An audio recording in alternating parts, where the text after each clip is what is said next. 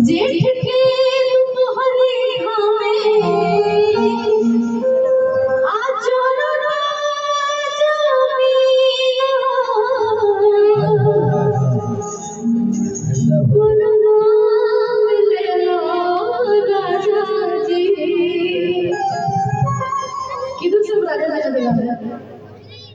अच्छा भी के लिए अच्छा कुछ और तो नहीं दिमाग में आ रही है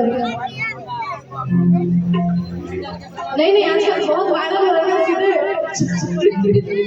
स्टेशन वायरल हो रहा है थोड़ा बच के रहना पड़ेगा कल आदित्य राज मिली थी मेरे से घायल होने से बचे थे गर्मी में चलिए जेठ के तुम्हारे हमें आचरण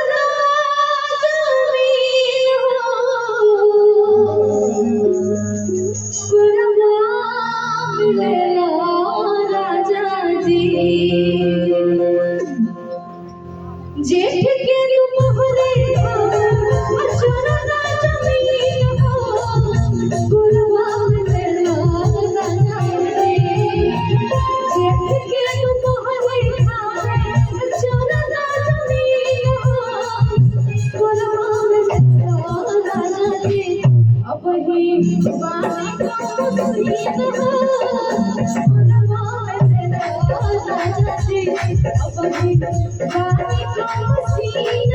राजा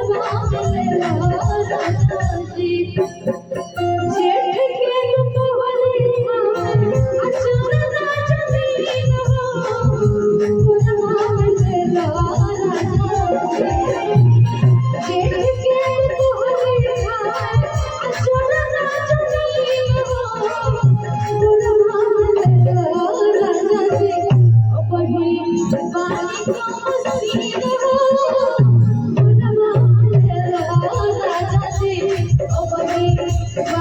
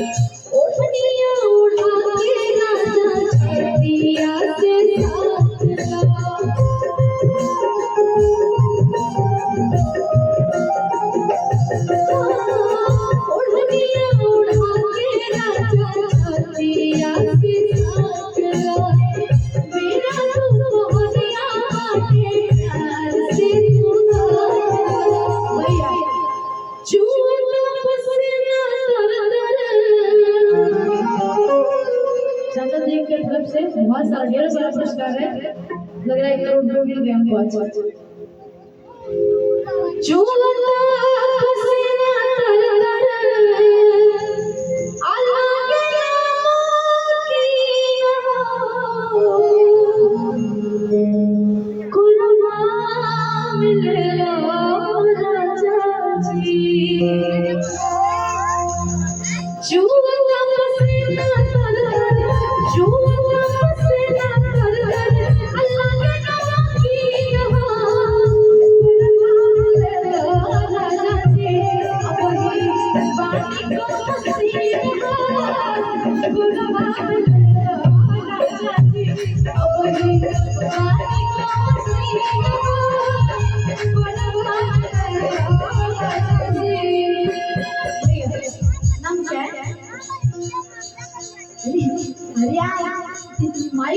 सामने आके सबकी बोलती रियान साहब की तरफ से ढेर सारा पुरस्कार है। ऐसे ही ढेर सारा पापा की पॉकेट खाली कर रही है, कोई दिक्कत नहीं।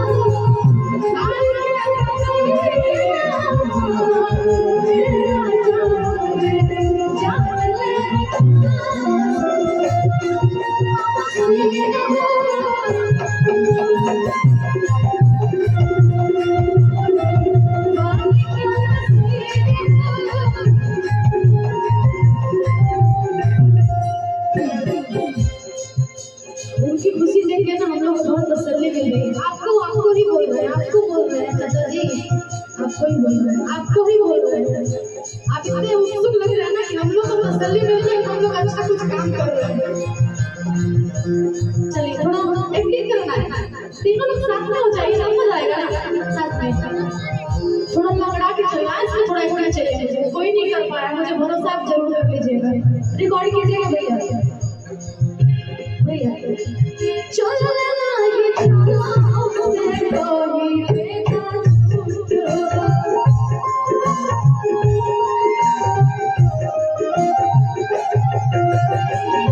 आपको पूरा सुदामा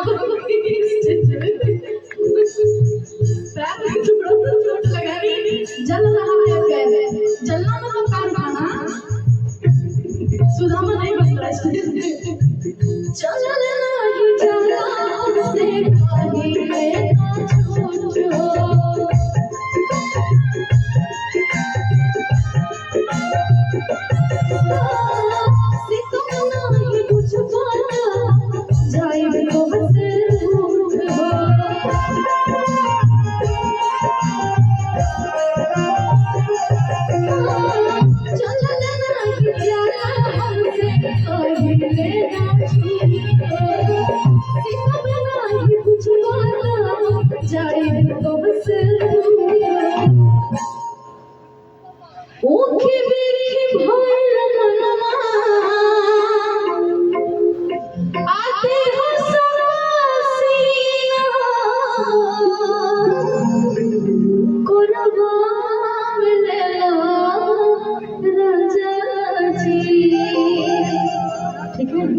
तबीयत ठीक है ना?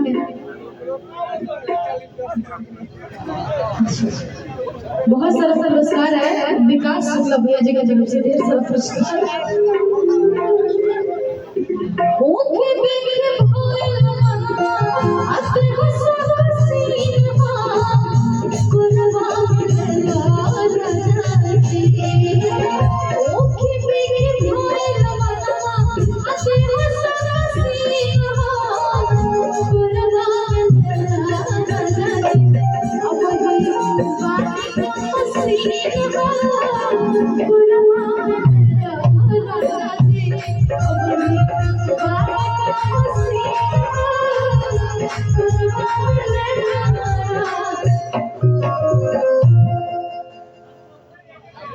अशोक कुमार, अच्छा एक और नाम रख दो, अशोक कुमार भैया जी की तरफ से ढेर सारा पुरस्कार। और आप लेके आए ऋतिक रोशन भैया जी की तरफ से ढेर सारा पुरस्कार। देख के बात याद आ रहा है, ऐसे लग रहा है फिल्म चल रहा है। ओके देखे भोला मनवा अते हंसा हसीना, गुलवा मेरा राजा जी।